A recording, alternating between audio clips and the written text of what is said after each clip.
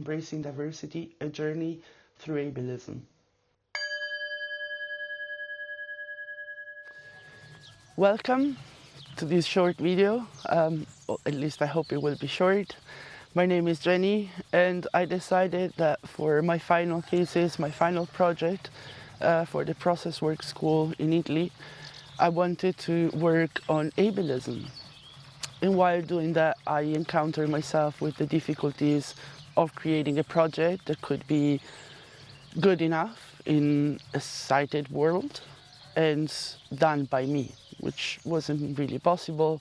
I need the support of other people, how to navigate the different browsers and documents and readings and searching, and then how to write it and put it nicely. And so I felt very overwhelmed about this idea and a little bit pressurized to do something that wasn't really my doing.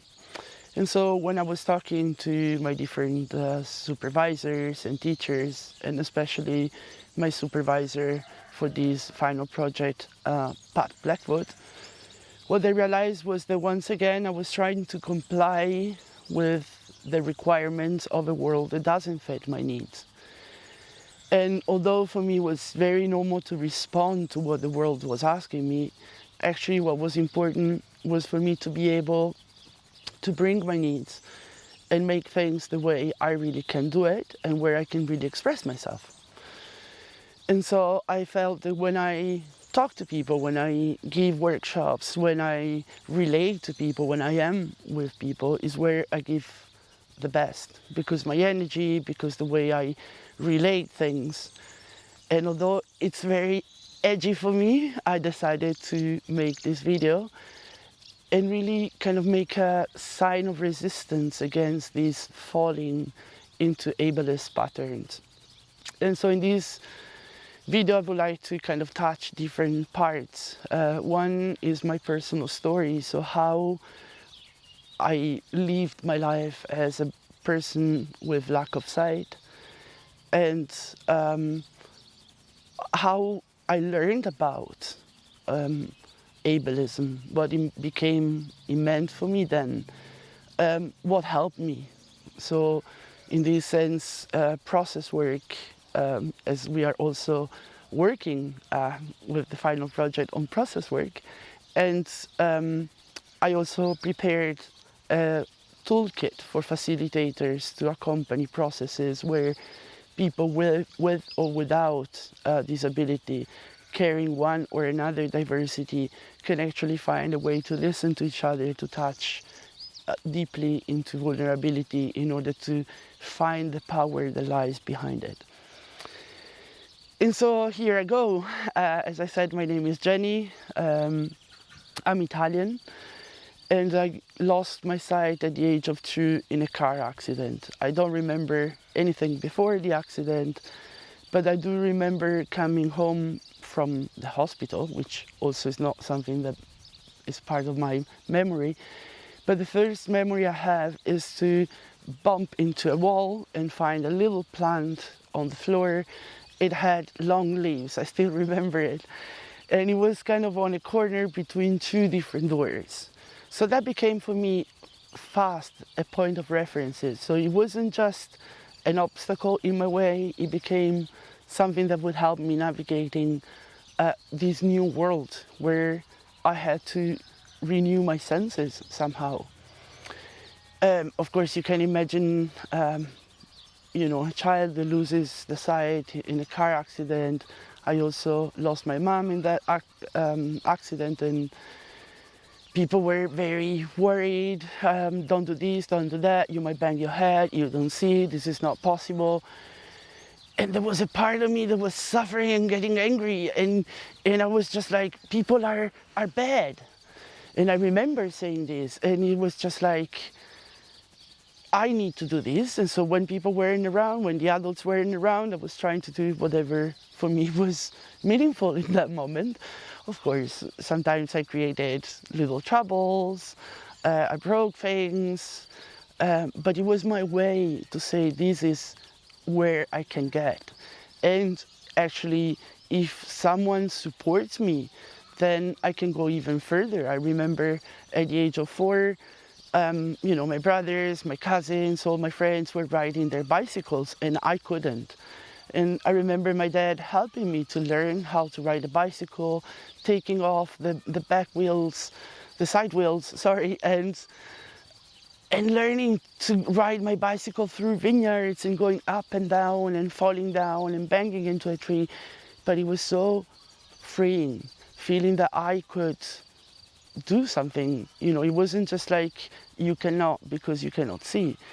And in this way, I think I built my entire life. I always went to public school. I never attended specialized school for people with blindness. And, it was challenging. I was always the first one. No one ever worked with a person with a lack of sight. Everything was to be discovered, to be adapted, but I really have to say that I found great support in all my friends and teachers. It was hard, I cannot deny the hardness and the desperation, the feeling of disempowerment I felt many times, but I really remember and I feel the joy of, I went to school, I studied, I could write with my typewriter in school. I could take notes, and my friends, although I'm sure it wasn't pleasant, they never refused it, they never complained about it. And so I also have to say that disability and finding the way to work it out in an ableist world, it's difficult.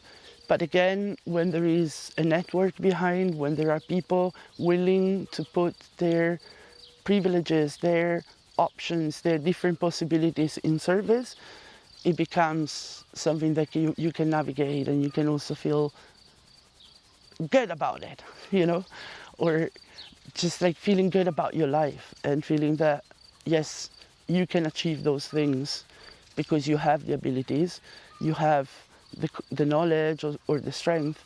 You just need that little extra support in order to be able to achieve it.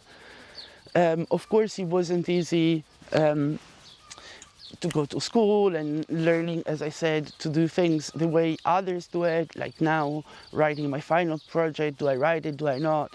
At the end, I decided to make the video and to make also the book, because I feel it needs to have different levels, different people with different ability, different knowledge, different cognitive abilities can find different support in different materials. So for me, it was important to do both, for example.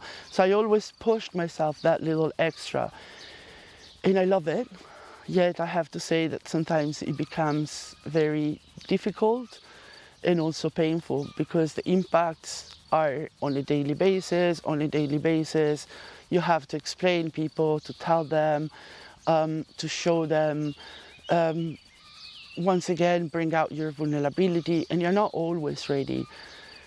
And this continuous feeling that you cannot, and you are blind, or people approaching you with this pity care, as I call it, or this patronizing attitude of I know it better, people talking to your friends instead of talking to you. So there are many things that on a daily basis happen.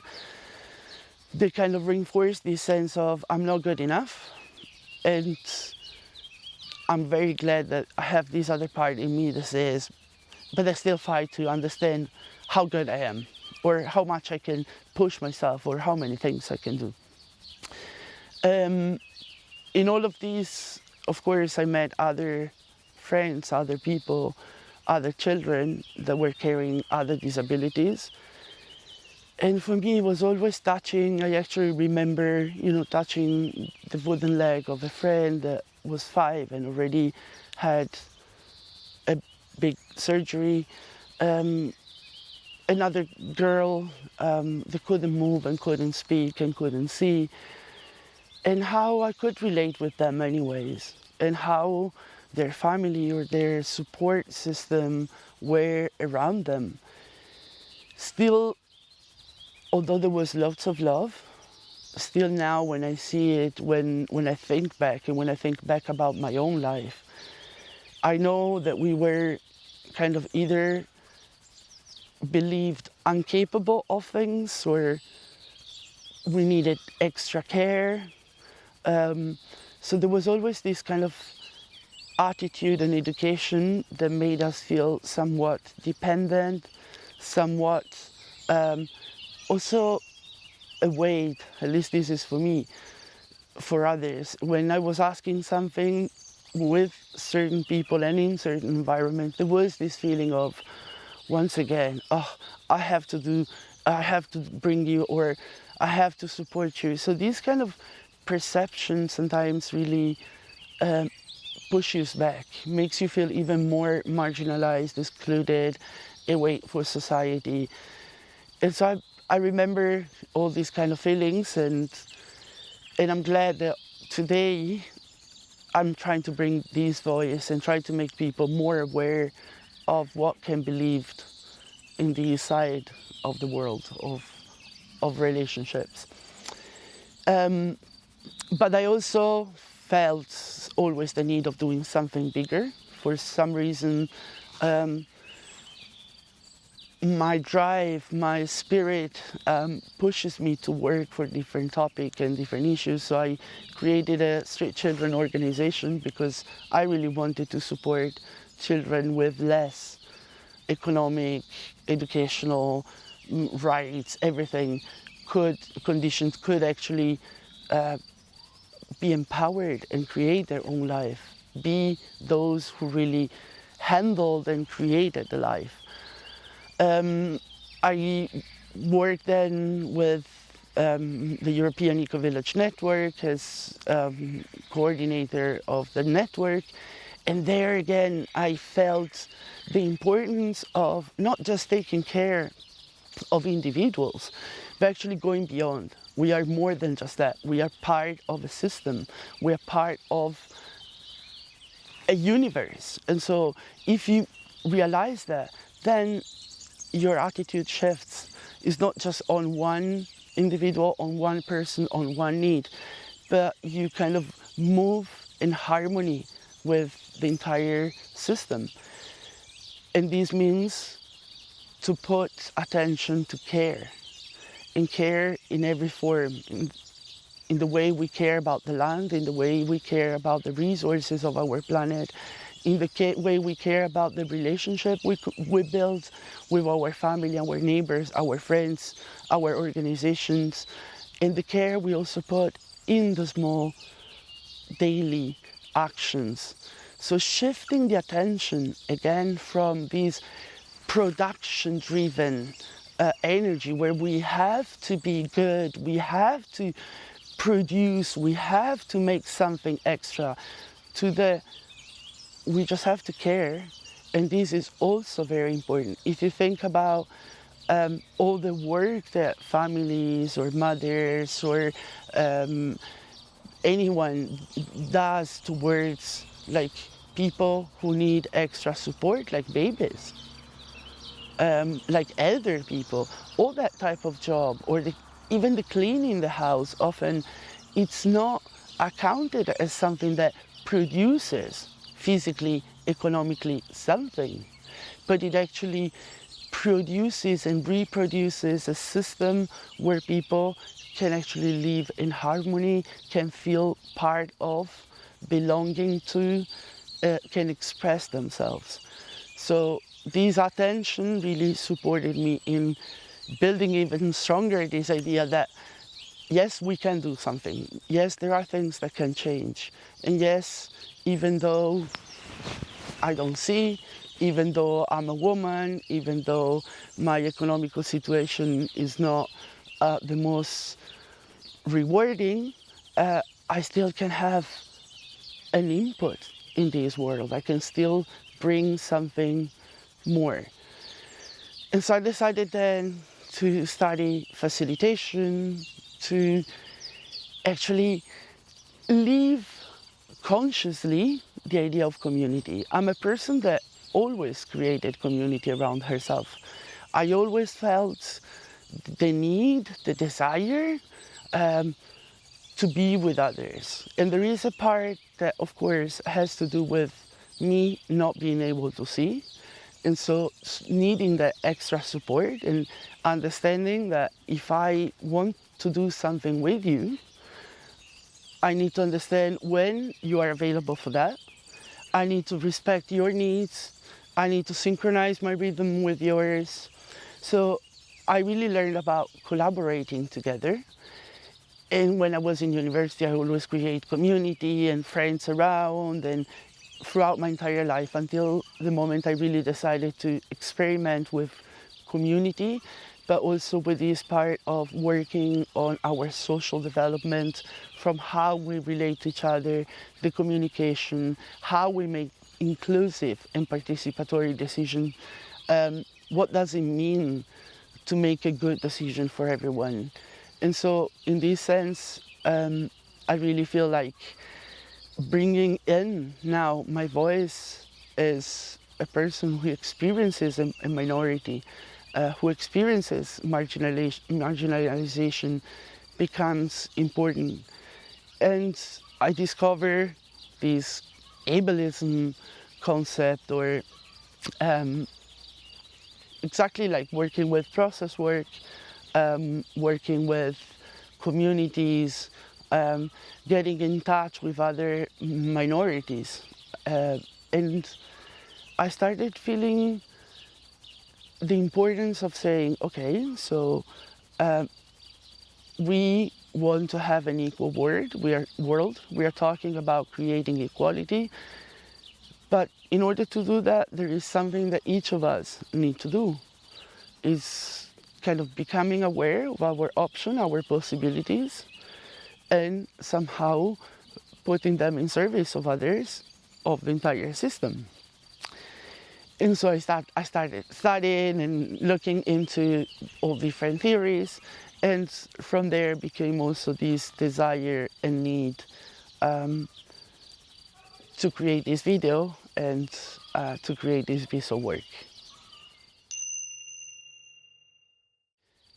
Now I'm gonna try to tell the story of my relationship with process work and how through process work I got to understand better about myself, and also switching this conviction that I wasn't good enough, that I was inadequate, that I had to wait, that it was right for people to kind of blank me out or make comments or judge on certain attitudes, and it was normal for people to make jokes about being blind and not seeing, and therefore being somewhat stupid. Everything was kind of the normality, and that was the world I still felt comfortable somehow, and I had learned to navigate through. But then when I started studying process work, I started learning about including all voices. I started learning about the use of our privileges and options. I learned about how we project things, maybe because of our own fears. And so I started thinking about all these things. So process work is a methodology that intends to raise our awareness on what happens around ourselves. And I have to say that my awareness rose in this year quite a bit. As I mentioned, also my life in community, experimenting with different facilitation techniques, using governance decision-making that implies participation, listening to all voices, helped me to implement what I was learning through process work as well. So it became like a combination that allowed me really to learn on how to bring voices into the world. Process work helped me to understand that all voices can be heard, and that no matter what they bring, they have the right to exist, because it's an experience that that person feels. There are things that we take as consensus reality. Let's say, something to write is something to write, and it's a pen. This is what we assign to this object. The use to write, it's a pen. on an experiential level, any one of us can experience a pain in different ways, can associate it to anything. And so that experience, that reality is also true. So all I was feeling before, like this sense of inadequacy, all this kind of sense of injustice, anger, feeling that there were things that were not right, that I would have loved to be able to do other things, but there was something impeding me, started becoming like, oh, I don't have to hide my voice. I can actually express it. It doesn't mean that it's the reality for everyone, but it is the reality I live, and it has the same right to be heard and listened as much as the one of anyone else. And so this really kind of helped me a lot to connect with my emotions, to those kind of feelings that often I was hiding, and other times where I was exploding, maybe with anger, maybe with a strong tone of voice, or sometimes also with judgment toward other, so I learned that I could express things in different ways, and I could create spaces, above all, where this was possible to express, and this for me really helped a lot. Then I arrived to discover what in process work is called rank, and then the consequent use of power. Now, I don't like to use the word rank so much, because rank already has an implication of higher and lower, better and worse, somehow creates already like a class, like a category, and I don't like it so much. So I prefer, when I also speak to people or speak to groups, to talk about options and privileges. Because when I speak about option, it means that I see the possibilities that are open in front of me, and I become aware of them.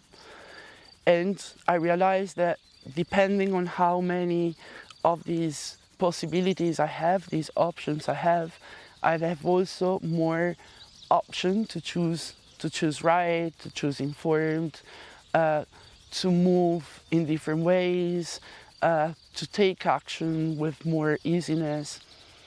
And that again was like, oh. And this was kind of obvious to me, but to understand what gives these kind of options, how to somehow identify them, become aware of what moves you when you are in front of one person, or in one context, or in another one.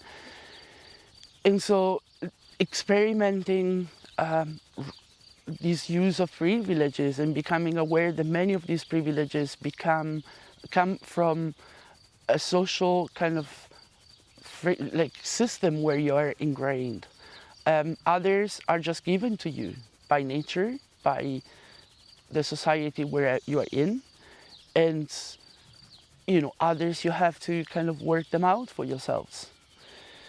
But something that I really realize is so important is also the so-called psychological rank and the spiritual rank, or those kind of privileges and options that you acquire more inside of you. Those that kind of are the ability of maintaining yourself during turbulences, to find your ground when everything seems to be breaking around yourself. And of course, those not necessarily, but often come also because of the endurance of life, the difficulties that you experiment in life. And of course, a person who lives a disability or a diversity, and has to face a world where you're not contemplated, really. You have to gain, or you gain anyways, this strength. So it's also, it makes me laugh, because I think how often people with a disability, with a diversity, are thought as less, as vulnerable, and we don't see often the strength that's behind for enduring, for sustaining, for being there day after day, moment after moment, second after second, because you know there are things that you cannot take off. It's not like something changes I cannot see, and it's that 24/7. So you know it becomes another level of experience and thinking, okay, we can talk about these things. It's real. What I feel, this kind of sense of injustice, sense of difference, it can be seen by others as well. So now, what can we do to kind of engage in a world, in a society that's different? And so it's also working on ourselves. It becomes really important, the inner work, the getting to know what triggers me, what moves me, what traumas move when something happens, what kind of reaction of some old experiences come as first thing, and how I can also talk to myself or notice that emotion, maybe bring a part of it, but be able to not let myself be invaded or blocked or frozen by these emotions. And so doing inner work, understanding what was happening to me, also when I was associating to old experiences, maybe not even acknowledging the difference in the context I was now from the one I was before, because the reaction comes natural. The body goes into, I put myself safe. I know that if I react in this way, this will happen. So I already know the path. But with process work, you are invited really to kind of get to know a new path. Try to experience what this emotion wants to really express, embrace a part of it, and try to bring it into the table to make a decision, a relationship, like to build also with this part instead of ignoring it. So really process work opened my eyes in this direction, and I started working with also racism, in understanding how racism is another strong acts of intersectionality, of violence, and how even if I think I'm, you know, not racist, many of my language, many of my attitude or different things. And so I started really getting into these kind of how to welcome diversity, how to really walk the words we talk. You know, it's like, what does it mean not to be racist? What does it mean not to be ableist? What does it mean to be really open in acceptance? What does it mean to build an inclusive world? So this is really something that became strong with the use of process work and the environment that was built around process work. And that I started really embracing the different tools that process work brings in my different approaches, workshop, my life in community. And I learned so much about it that I became interested in exploring more about what my experience was. So how was I experiencing ableism? What did it mean for me? And what could I do about it for myself and maybe for others too? This project was made possible thanks to the support, guidance and inspiration of many people and community, and to all of those who throughout my life have lent me a hand so I could fulfill both my small and great dreams and meet both my small and great needs. Grazie a tutte, with love and deep appreciation.